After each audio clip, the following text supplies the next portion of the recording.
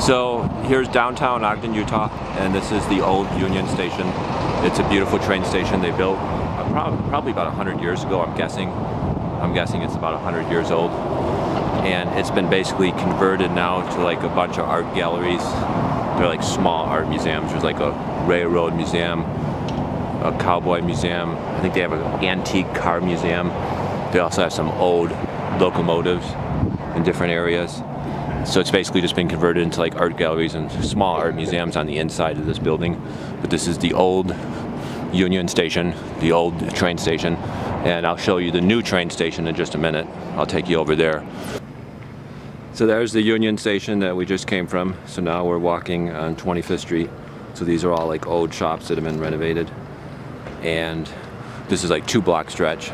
They're all basically old shops. There's some new buildings too, like that's a new building, I believe. And then most of the other ones are older buildings from like 100 years ago that have been renovated. And basically they're like restaurants, mostly restaurants, small shops, different stuff like that. And this is in the downtown area.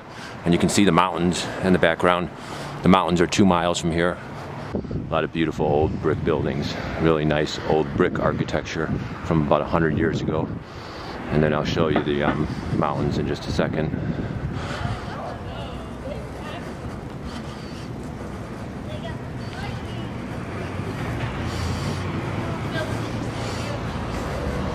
So the whole downtown area is less than a square mile.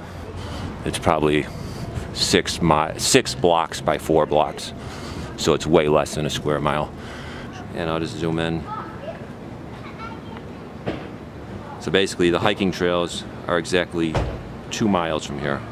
So if you were to walk straight east, you get to the hiking trails in 2 miles. So it takes about 30 minutes to walk there. So we're about 3 blocks from the Union Station right now on Washington Street. So this is a beautiful building. I'll just show it to you as I ride the bike. This is their city hall, I believe. And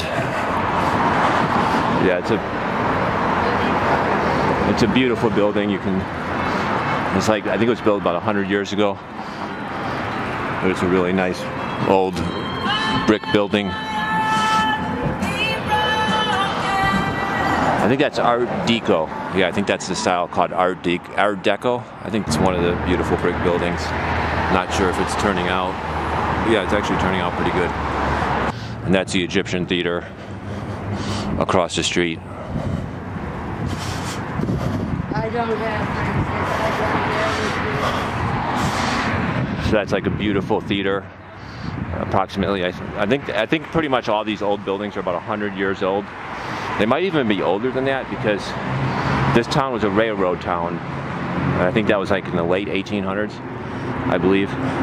So that's a beautiful theater where they have different movies. And then there's a Wells Fargo, the old Wells Fargo Bank. But it's like closed down, and I guess they built a new one across the street. And then we'll get over here. This is like a new area of downtown they built up.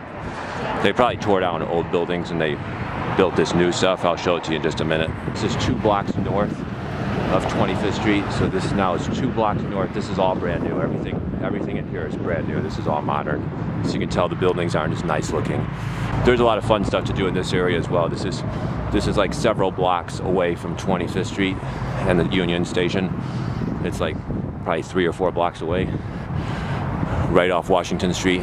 And there's one of the rock gyms, that Salmon Center. They have a small rock gym in there. And then they also have an awesome bowling alley. We went there. It's pretty cool. It's a pretty nice bowling alley. They have a lot of fun things to do. Indoor skydiving. They have like a little wave pool thing. That's not a pool, it's like just a wave. You can like surf. And then down there is the temple. But this area, like I said, this is all like newer buildings.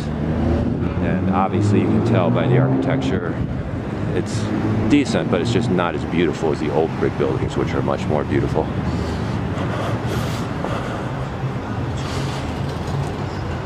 I'm just going to go backwards a block because I want to show you this one really beautiful building. It's like a really cool building.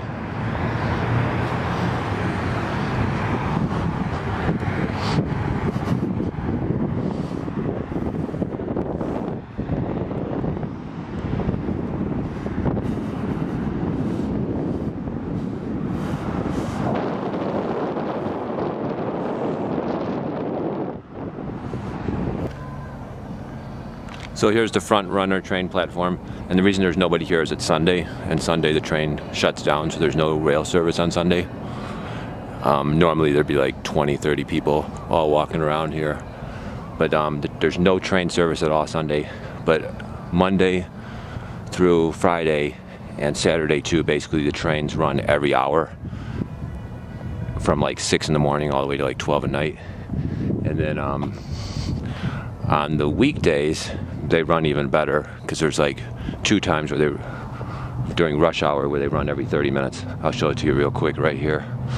The weekdays, the trains run a lot better. They start running at 5 o'clock, 5:30, 6, 6:30, 7, 7:30, 8, 8:30, 9:30, 10:30, 11:30, 11, 12, 1, 2, 3, 3:30, 4, 4:30, 5, 5:30, 6, 7, 8, 7:30, 8, 8:30, 9, 10:30, 11, and those trains all leave Ogden and they arrive in Salt Lake about 1 hour later.